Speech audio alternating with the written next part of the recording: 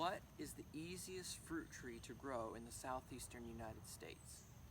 What is that fruit tree that will grow even if someone has not had previous experience with fruit trees, or even if they've hardly had experience growing anything?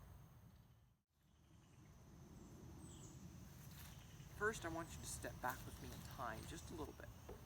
Step back with me to September of 2012. This was the year I moved. I was 14 years old and my parents moved our family from Florida, central Florida, to rural Tennessee. Now, we were moving to a rental house, but this was more than a rental house. This was God's blessing to our family because the previous owners had been gardeners and they left behind garden boxes, muscadine vines, and fruit trees. When we moved in, there was a large tree standing in the back. An established tree, a pear tree, and it had pears on it. These were not your typical pears. In fact, I didn't know what to do with them initially because they were a canning pear. They were the type that the locals call hard pears, but they were pears nonetheless.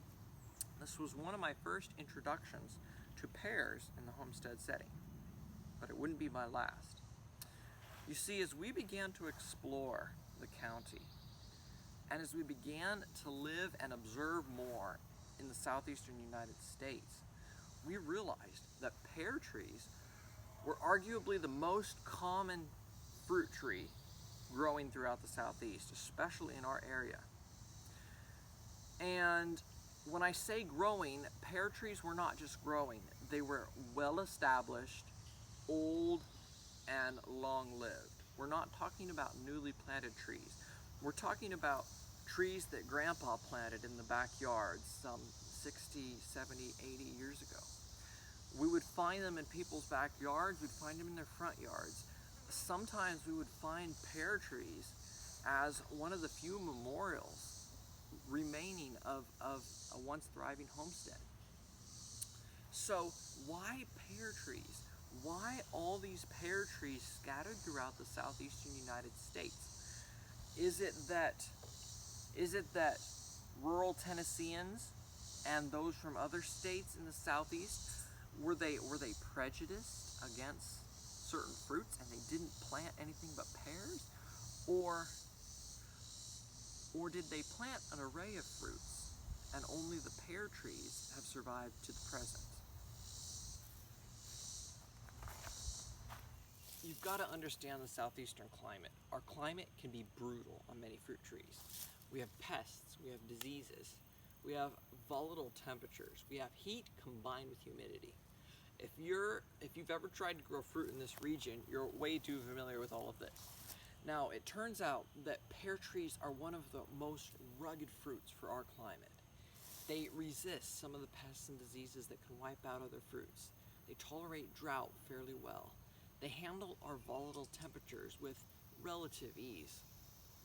If you were to plant a pear tree with an apple, a plum, a peach, and wait 50 years, chances are the pear tree may be the only one standing at the end of this time. Arguably, pears are the easiest fruit crop to grow in the southeastern climate.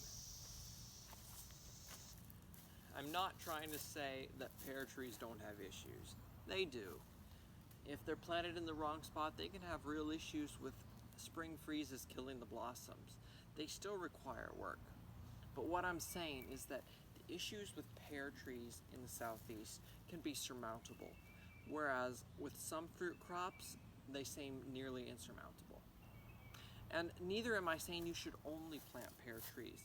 There are other fruits you'll want to get experience with and other things you'll want to learn. All I'm urging is that you should get the clock ticking on a few. Get them in the ground because they do well. What variety of pear should you plant?